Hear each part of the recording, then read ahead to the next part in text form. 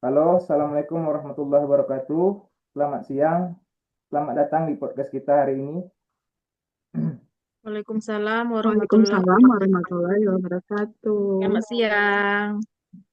Selamat Di siang episode kali juga. ini kita akan membahas topik yang sangat penting bagi kita semua, yaitu empat konsensus kebangsaan. Empat pilar ini menjadi dasar dalam kehidupan berbangsa dan bernegara, yang meliputi Pancasila, Undang-Undang Dasar tahun 1945, Bhinneka Tunggal Ika, dan Negara Kesatuan Republik Indonesia.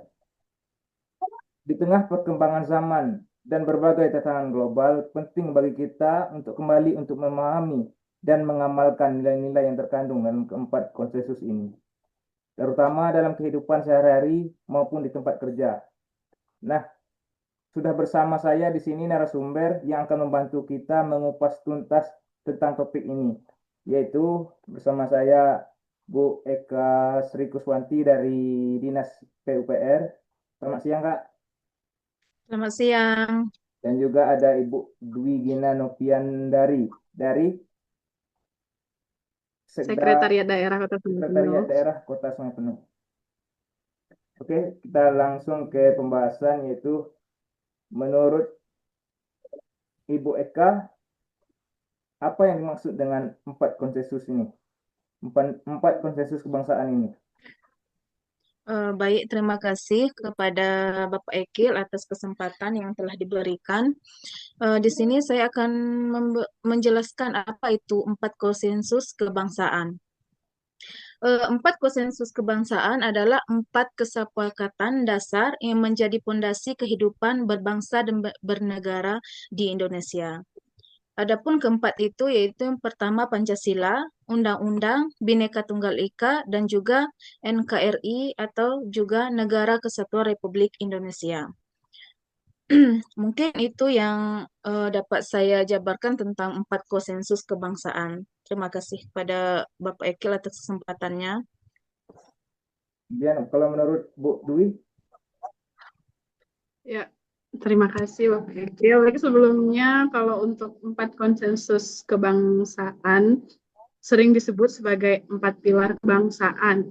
Adapun itu fondasi utama atas atau dasar negara yang menjadi pedoman hidup bermasyarakat, berbangsa dan bernegara di Indonesia. Kalau untuk keempat konsensus tersebut ada Pancasila,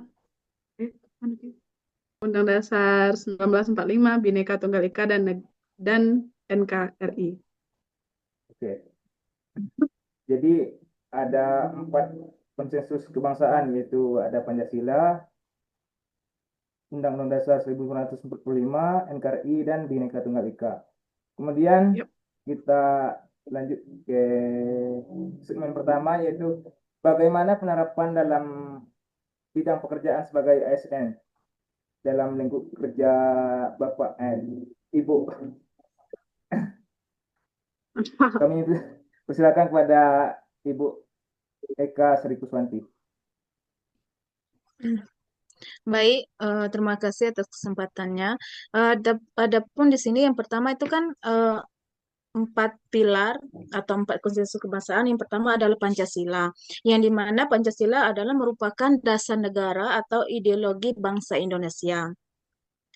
Nah, di sini Pancasila itu berisi lima dasar atau lima sila yang menjadi pedoman dalam kehidupan bermasyarakat, berbangsa maupun bernegara. Nah, adapun contoh penerapan Pancasila dalam lingkungan kerja atau lingkungan tempat kita bekerja atau di kantor, yang pertama itu tentang yang pertama itu tentang sila ketuhanan yang Maha Esa. Contoh contoh penerapannya kita kita kerja di kantor, contohnya itu memberikan waktu atau toleransi bagi karyawan untuk beribadah. Yang kedua, tidak memaksakan keyakinan kita kepada rekan yang lain. Kemudian bekerja secara jujur. Itu untuk contoh sila pertama itu ketuhanan yang Maha Esa. Kemudian untuk contoh untuk sila yang kedua yaitu kemanusiaan yang adil dan beradab. Contohnya itu menghargai semua karyawan tanpa melihat jabatan, suku ataupun agama. Kemudian tidak melakukan tidak melakukan bullying atau merendahkan rekan kerja. Yang ketiga itu bersikap sopan dalam berkomunikasi dengan teman kerja. Itu mungkin untuk penerapan Pancasila untuk di kantor, yaitu sebagaimana ada sila pertama dan juga sila kedua. Mungkin itu saja yang dapat saya tambahkan. Ya, baik sekali untuk Ibu Eka. Banyak sekali yang dapat kita terapkan di kantor untuk Pancasila ini ya, Bu. Kemudian untuk Ibu Dwi Gina nih, kalau penerapannya di kantor itu bagaimana, Bu, tentang Pancasila ini? Baik, terima kasih. Sebagai tambahan penerapan Pancasila di kantor atau tempat kerja tercermin dalam perilaku profesional dan etika kerja. Sila pertama yaitu sila ketuhanan. Menghormati waktu ibadah rekan kerja dan tidak memaksakan keyakinan tertentu di lingkungan kantor. Kemudian sila yang kedua, kemanusiaan, memperlakukan semua rekan kerja dengan adil, serta memberikan hak karyawan sesuai dengan martabat kemanusiaan. Kemudian sila yang ketiga, persatuan, mengutamakan kerjasama tim atau teamwork di atas kepentingan pribadi atau golongan untuk mencapai target perusahaan atau target instansi di tempat kita bekerja. Kemudian sila yang keempat, kerakyatan, menyelesaikan masalah melalui musyawarah atau rapat dan menghargai pendapat rekan kerja, baik itu atasan maupun bawahan. Kemudian yang terakhir, sila kelima, keadilan sosial. Keadilan sosial, pemberian beban kerja yang proporsional dan distribusi bonus atau penghargaan yang adil berdasarkan kinerja karyawan tersebut. Itu sekiranya untuk penerapan Pancasila dalam dunia kerja, kita selaku ASN. Baik, Pak Ekil. Baik, terima kasih Bu Dwi Gina dari kantor mana, Bu? Sekretariat Daerah Kota Sungai Penuh. Sekretariat Daerah Kota Sungai Penuh. Jadi intinya kita lebih menghargai kawan-kawan yang ada di kantor tanpa memandang jabatannya ya, Bu. Iya, betul sekali. Kemudian ada Undang-Undang Dasar 1945. Kalau untuk penerapannya bagaimana tuh, Bu Eka? Silakan, Bu. Baik, untuk penerapan Undang-Undang Dasar 1945 dalam lingkungan kerja itu, contohnya itu yang pertama itu ada hak atas pekerjaan dan penghidupan layak. Itu yang tertuang pada pasal 27 ayat 2 yang berbunyi, setiap warga negara berhak atas pekerjaan dan penghidupan yang layak. Kemudian penerapannya di kantor, itu bagaimana penerapannya di kantor? Contohnya, perusahaan membuka kesempatan kerja yang adil. Karyawan mendapatkan gaji yang layak, yang sesuai standar dengan standar kerjanya. Kemudian yang kedua itu, hak berserikat dan berkumpul. Itu pada pasal 28. Nah, di sini ada pun penerapannya di kantor, yaitu karyawan boleh membentuk atau bergabung dalam serikat pekerja. Kemudian bebas menyampaikan pendapat secara bertanggung jawab. Kemudian untuk yang ketiga itu hak atas perlindungan dan kepastian hukum, yaitu tertuang pada pasal 28D. Nah, penerapannya di kantor itu adanya kontrak kerja yang jelas, karyawan yang dilindungi dari pemutusan hubungan kerja atau PHK sepihak. Kemudian yang keempat itu hak atas kesejahteraan, itu yang tertuang pada pasal 28H. Nah, penerapannya itu perusahaan memberikan jaminan kesehatan. Contohnya seperti BPJS kayak gitu. Kemudian untuk yang kelima itu kewajiban untuk taat hukum pada pasal 27 ayat 1. Penerapannya di kantor itu seperti karyawan mematuhi peraturan perusahaan. Perusahaan juga wajib mematuhi undang-undang ketenagakerjaan. Mungkin itu saja yang bisa saya sampaikan. Terima kasih. Berarti lebih ke mempertahankan hak karyawan ya, Bu Eka. Ya, Nah, bagaimana dengan Bu Dwi Gina untuk penerapannya di Iya, kantor? kalau menurut saya, bukan menurut sih sebagai tambahan ya, kalau untuk penerapan Undang-Undang Dasar 1945 dalam lingkungan kerja itu berkaitan dengan kepatuhan terhadap aturan hukum dan pemenuhan hak-hak normatif. Yaitu kepatuhan hukum yaitu perusahaan atau instansi tempat kita bekerja wajib mematuhi aturan ketenaga kerjaan yang berlaku. Seperti Undang-Undang Cipta Kerja yang merupakan turunan amanat Undang-Undang Dasar 1945.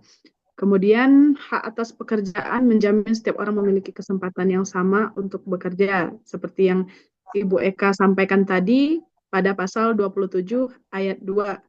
Kemudian, kesehatan dan keselamatan kerja atau K3, instansi wajib menyediakan lingkungan kerja yang aman, kondusif, dan sehat serta standar hukum. Kemudian yang terakhir, perjanjian kerja. Adanya kontrak kerja yang jelas dan melindungi hak dan kewajiban kedua belah pihak secara legal. Begitu, Pak.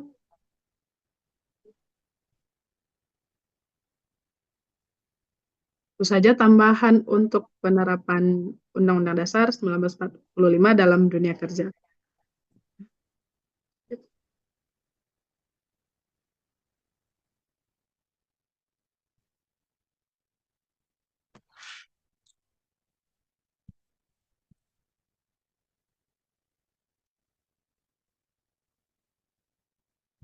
nggak nyala mikrofonnya. Ya maaf. Jadi terima kasih kepada Ibu Dwi Gina Nopiandari. Kemudian ada yang ketiga yaitu ada Bhinneka Tunggal Ika. Itu untuk penerapannya di kantor itu bagaimana Bu Eka? Baik. Adapun penerapan Bhinneka Tunggal Ika di dalam dunia kerja, khususnya di perkantoran, berarti menghargai keberagaman, namun tetap menjaga persatuan dan kerjasama. Adapun contoh konkretnya yaitu menghargai perbedaan, kerjasama tim, membentuk kerjasama tim yang harmonis, kemudian toleransi dalam berkehidupan di kantor, dan juga komunikasi yang inklusif, yaitu komunikasi menggunakan bahasa yang sopan dan mudah dipahami untuk semua orang. Kemudian juga ada kebijakan kantor yang adil. Contohnya pengkerutan karyawan tanpa diskriminasi. Semua karyawan mendapat kesempatan yang sama dalam dunia kerja. Kemudian yang keenam itu menciptakan lingkungan kerja yang nyaman. Berarti tidak ada konflik karena adanya perbedaan tadi, perbedaan suku, agama dan lain sebagainya. Jadi adapun kesimpulan dengan menerapkan Bhinneka Tunggal Ika di kantor, di lingkungan perkantoran atau lingkungan kerja itu menjadi lebih harmonis, saling menghargai dan produktif. Perbedaan bukan jadi penghalang, tapi justru membuat kita kuat untuk mencapai tujuan bersama.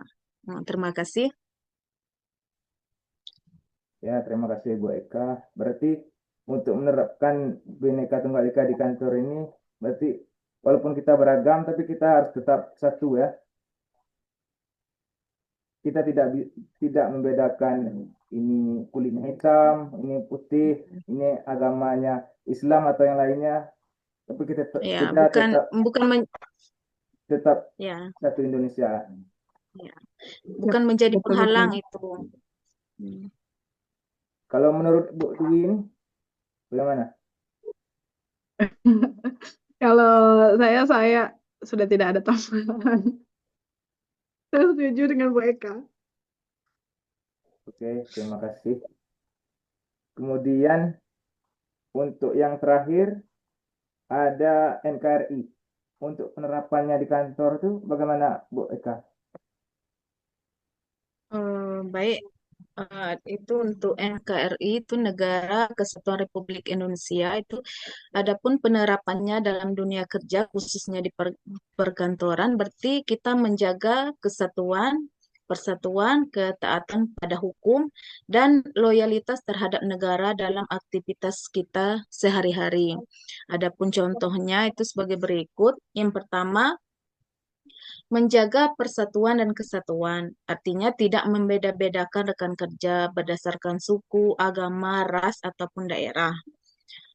Kemudian yang kedua itu taat pada hukum dan peraturan, di mana di sini kita mematuhi aturan perusahaan atau aturan dunia kerja kita di perkantoran dan hukum yang berlaku di Indonesia. Kemudian tidak melakukan pelanggaran seperti korupsi, manipulasi data, ataupun penyalahgunaan wewenang.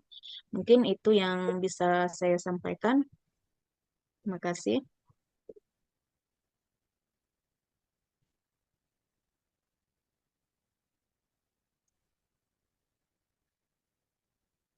Untuk Ibu Dwi, bagaimana? Apakah masih setuju atau ada pendapat yang lain?